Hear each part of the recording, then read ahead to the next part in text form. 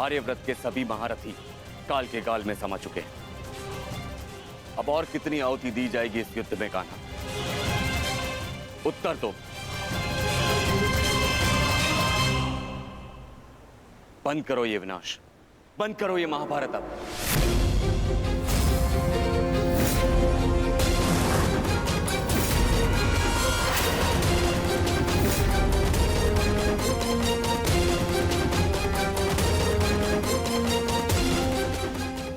नहीं गुरुदेव,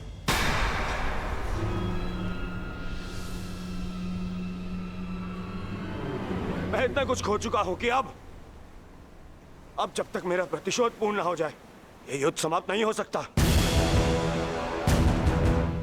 और ना ही मैं अपनी प्रतिज्ञा पूर्ण होने से पूर्व इस युद्ध को समाप्त होने दूंगा।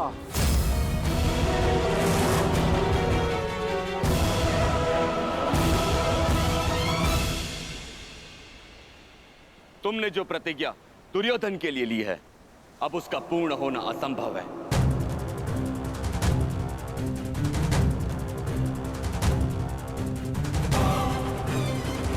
क्योंकि गदा युद्ध में कमर से नीचे प्रहार करना नियम के विरुद्ध है, और तुमने प्रतिज्ञा ली है दुर्योधन की जंगा तोड़ने की।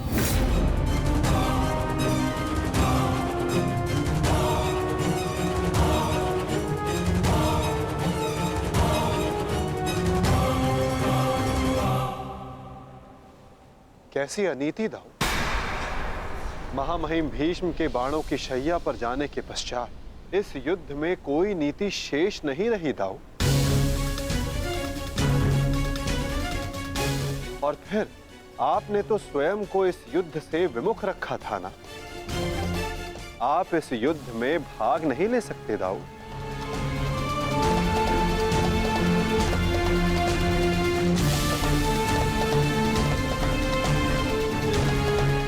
ये युद्ध धर्म स्थापना के लिए है दाऊ। मैं यही तो देखने आया हूं कान्हा कि इस धर्म स्थापना की युद्ध में कोई अधर्म ना हो।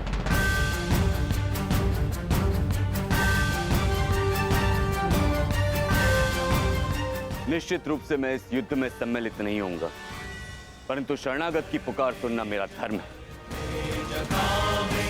मैं नहीं चाहता कि कल को संसार ये कहे कि यदुवंश के कान्हा के होते हुए अधर्म हुआ।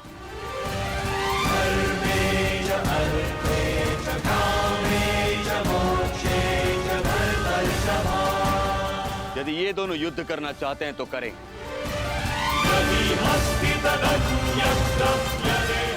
इस युद्ध का निर्णायक मैं बनूंगा।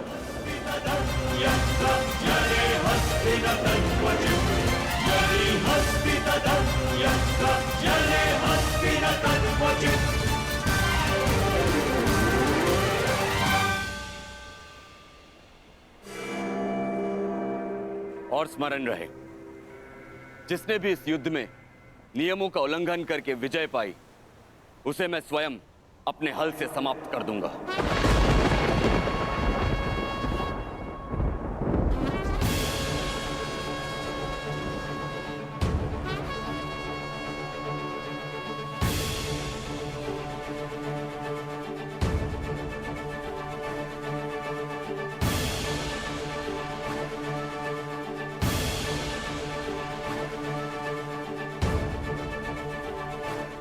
नियम वही होंगे जो गदा युद्ध में लागू होते हैं।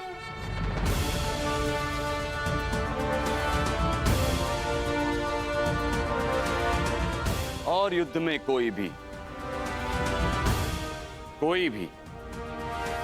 योद्धाओं के मध्य नहीं आ सकेगा।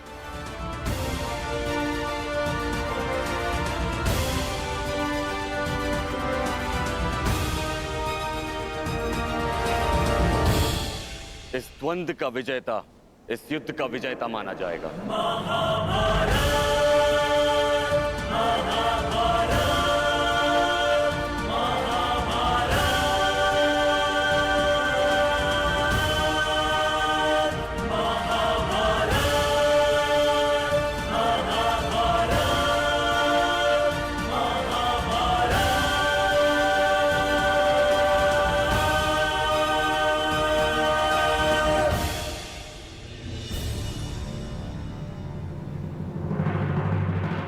धर्म स्थापना का भार तुम्हारे कंधों पर है विकोदर।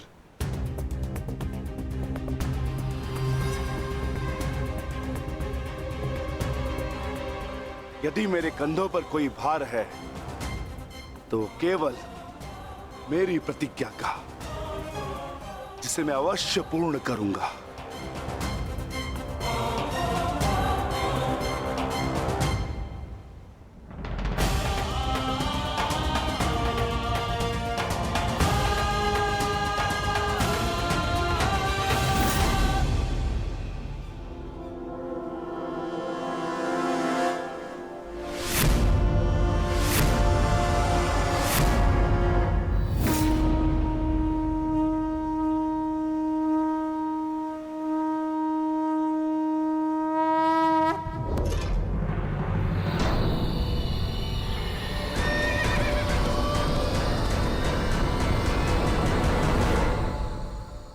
युद्ध प्रारंभ करो।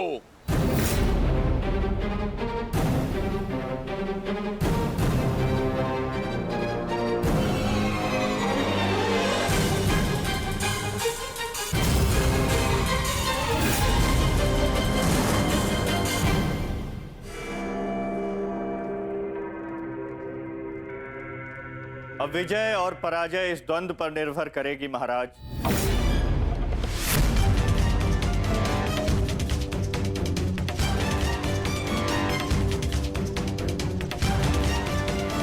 एक ओर प्रतिशोध है तो दूसरी ओर प्रतिज्ञा।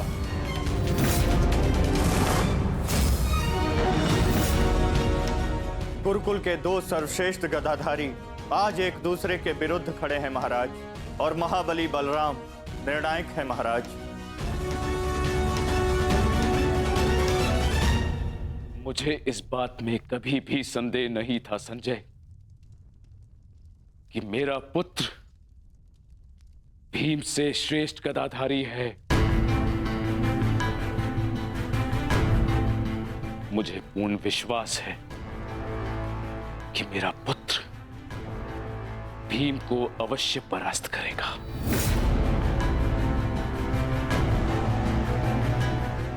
परंतु मुझे चिंता थी तो केवल वासुदेव की, कि कहीं वो किसी प्रकार का छल ना करे। परंतु अब गांधारी के वरदान फलस्वरूप न भीम दुर्योधन का कुछ बिगाड़ पाएगा, और हलधर बलराम के मध्य में उपस्थित होने के कारण वासुदेव भी हमारे पुत्र के साथ कोई छल नहीं कर पाएंगे। हस्तिनापुर में उत्सव की तैयारी करो। मेरा पुत्र इस संसार का सबसे बड़ा युद्ध जीत कर आने वाला है। हाँ, तैयारी करो।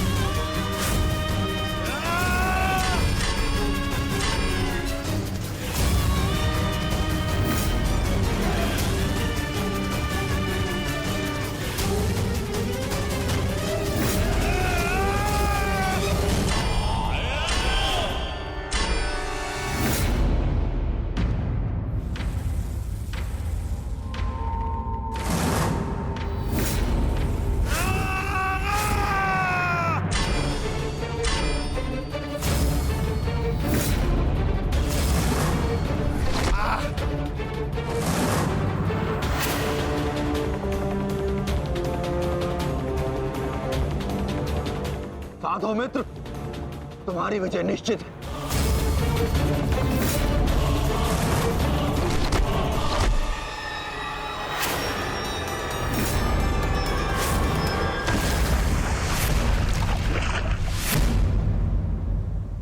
माधव, यदि ऐसा ही चलता रहा तो भीम दुर्योधन के आगे अधिक समय तक टिक नहीं पाएगा। ये द्वंद्व पूर्ण रूप से दुर्योधन के पक्ष में है।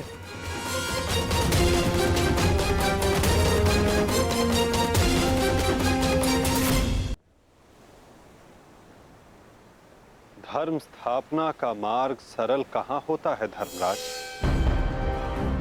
उसमें अनेकों कांटे होते हैं, अनेकों ठोकरें होती हैं, अनेकों आघात होते हैं। महाबली बलराम अब इस युद्ध के निर्णायक हैं। युद्ध का परिणाम इस द्वंद्व पर निर्भर है।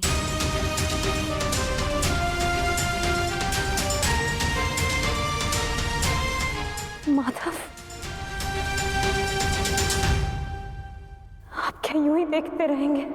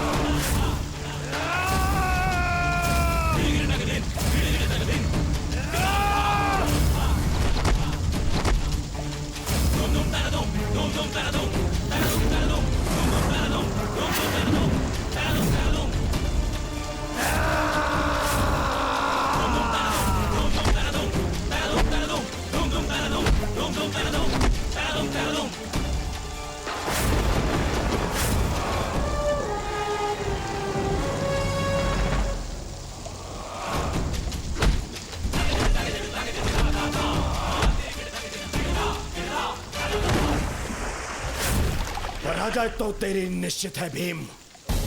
फिर क्यों पराजय के साथ साथ मृत्यु का भी आह्वान कर रहा है? टेक दे, मेरे समक्ष अपने घुटने टेक दे, अन्यथा आज तेरा जीवन मृत्यु के समक्ष घुटने टेक देगा। जब मेरे ज्येष्ठ कर्ण ने मरते समय अपना धर्म नहीं छोड़ा तो उनका यह अनुज कैसे छोड़ सकता है?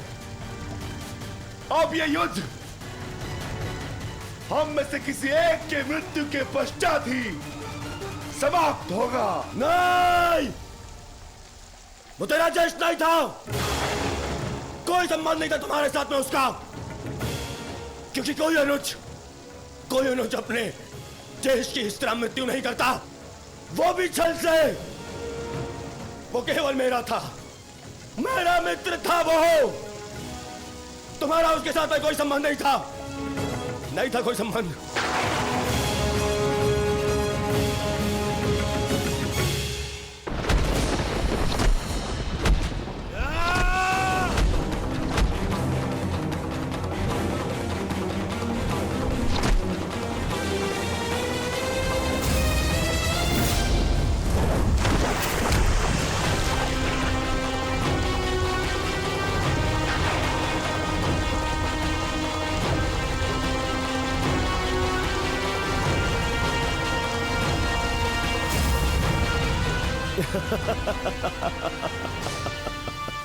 क्यों पांडवों, आनंद आ रहा है?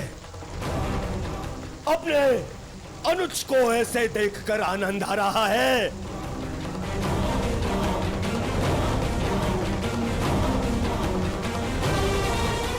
इसी के सहारे इस युद्ध में विजय प्राप्त करने का स्वप्न देखा था ना तुम लोगों ने?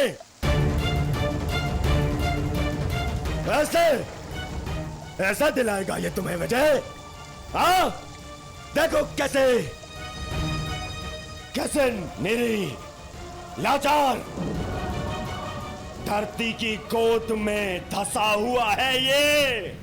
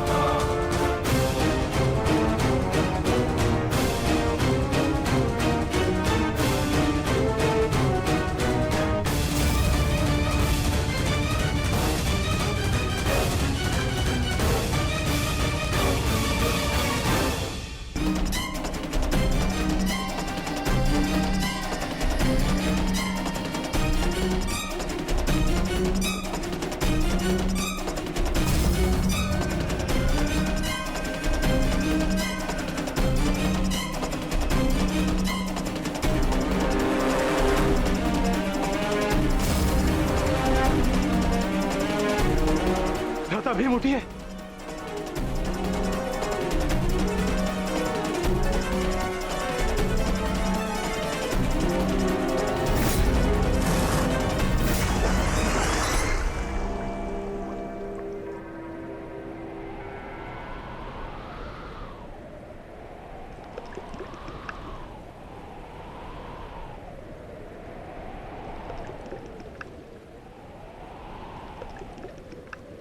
उठिए भ्राता भीम, उठिए भ्राता भीम, उठिए भ्राता भीम।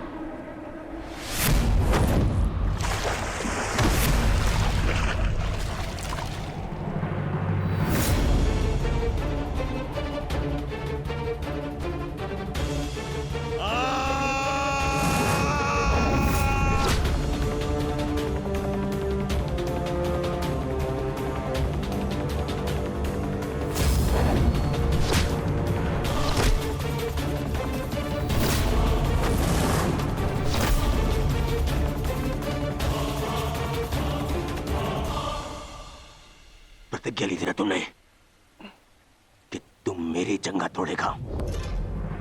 आज मैं प्रतिज्ञा लेता हूं, तुझे मारने के पश्चात, उन पांडवों का वध करने के पश्चात, उस 5 पतियों वाली पांचाली का पूरे कुरु सभा के बीच फिर से वस्त्रहरण करूंगा और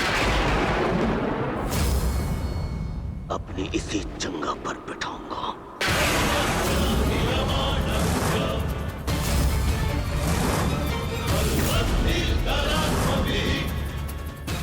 ये श्रद्धांजलि है मेरे 99 भाइयों के लिए।